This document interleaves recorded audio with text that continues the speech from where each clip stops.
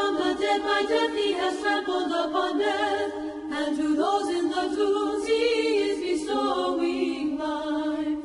Jesus, having risen from the grave as he foretold, has bestowed to us eternal life and great mercy.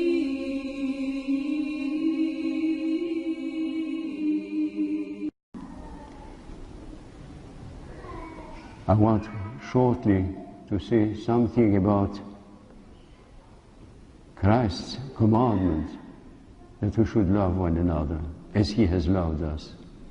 There is a simple way in which you love one another, a direct way, when we naturally can do it without any effort, the way in which friends love each other because they have chosen one another, the way in which brothers and sisters may love one another because they belong together, the way in which parents love their children and vice versa.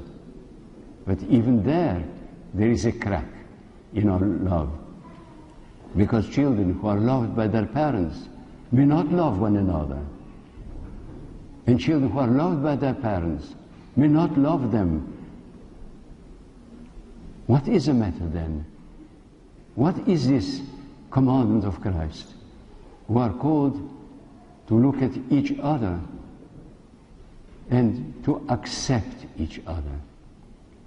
Not because we are good, not because we are attractive, not because love blossoms out in our souls naturally, but because this person has been called into existence by God in an act of love, yes, but of dangerous love.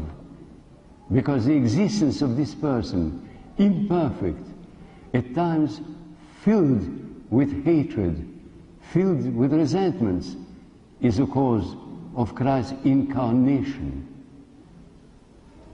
If we could look at one another and say, this person has provoked the incarnation of Christ because of all the lack of love there was in him or her, what would you say? We would probably be horrified, and yet we would be wrong. We would not have understood that this applies to us and not to this person.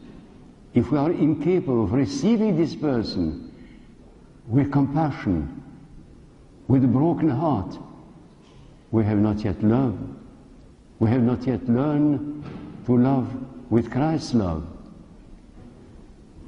Let us look at each other in our natural surrounding here and ask ourselves, do any one of those who surround us mean anything to me? If they simply didn't exist, if death took them away, if circumstances tore them away from us, would it matter to us at all? I'm afraid we should be honest and say it would not matter to us if many of the people with whom we are on friendly relations, companionable, disappeared altogether. And this is so clear when we think of the names of those who have departed this life. How often I'm told, I can't remember this person. Is that a way in which we loved a companion in life? We can't even remember a name, a face. It's a person who passed through but did not exist. And yet, this is a person who Christ called into being because he needed this person for the fulfillment of this world of his. And he has died on the cross for this person to be saved.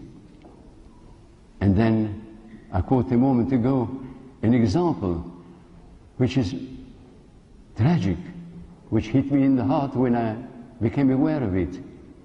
A priest who had been, during the civil war in Russia, a combatant in the White Army, who with all his life and heart hated communism and hated Stalin, one day read in a newspaper that Stalin had died.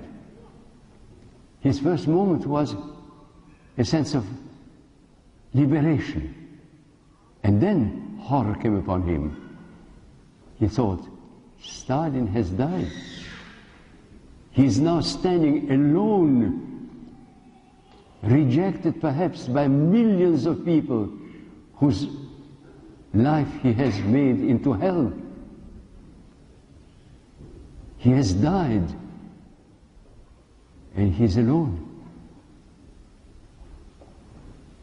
And horror seized him, and he ran into the sanctuary and began to cry to God for mercy on this man whom he had hated all his life.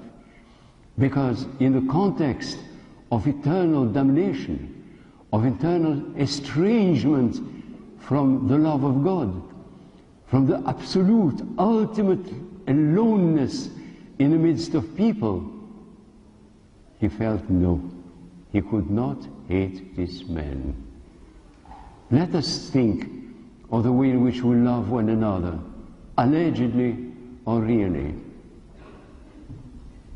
Let us ask ourselves what Christ meant when he said that we must learn to love one another as he has loved us. Amen.